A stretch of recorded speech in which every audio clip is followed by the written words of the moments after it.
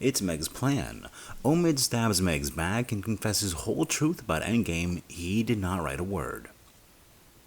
Omid turns his back on Meg as he confesses whole truth. He didn't write a single word in that book.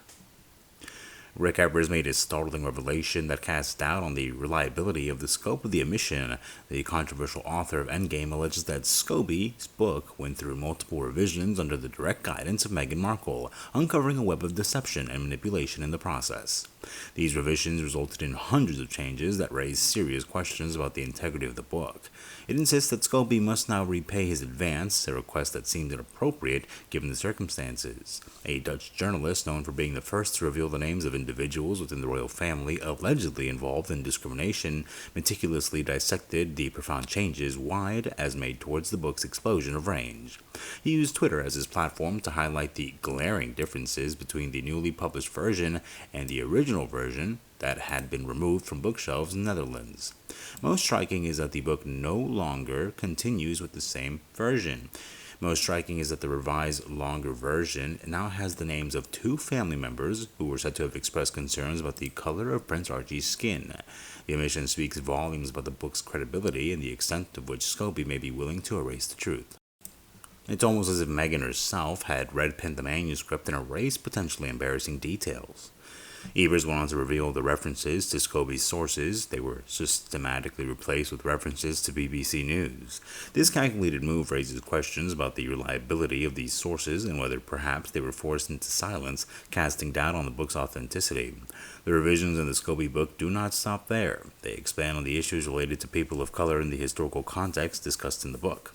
It seems like the original content might be deemed too explosive or inconvenient, so the author has to tweak it to fit a more favorable narrative. Perhaps this is one that Meghan Markle would find suitable. Evers went beyond the surface-level changes and discovered revisions to titles in the book, including Queen Camilla's transformation into Queen Camilla and Catherine's change into Kate. These changes highlight the extent to which the text was tailored to fit a particular agenda that revealed the heavy influence of the Camp Sussex. Furthermore, Evers suggested that these textual changes certainly bear the mark of the Sussex faction. Insinuations that sources close to Harry and Meghan provided different quotes for the revised versions, reinforcing suspicions that the couple sought to manipulate the story to their advantage. The Dutch version of Endgame also went through a troubled simplification process marked by questionable choices, particularly regarding Prince Charles. Scobie initially refused to name individuals in the book, and these revelations have exposed conflicts and the need for transparency. Photos of Scobie have emerged since his controversial book was published, showing him dressed casually in a flannel button-down shirt and corduroy pants, leaving the Chateau Marmont in West Hollywood in a hurry. It's unclear whether he sought to avoid lingering questions about the book's controversy. Scobie attempted to blame the publisher, implying that the company had worked on an early, unapproved version of his book.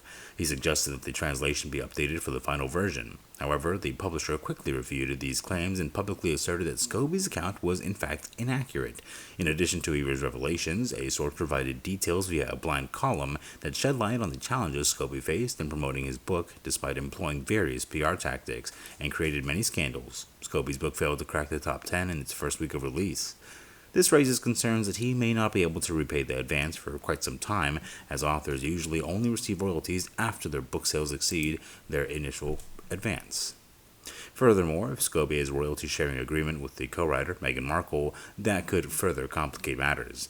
Sources speculate about Scobie's future prospects, questioning whether there's a market for an author who has faced so much controversy and poses risk for future financial backers.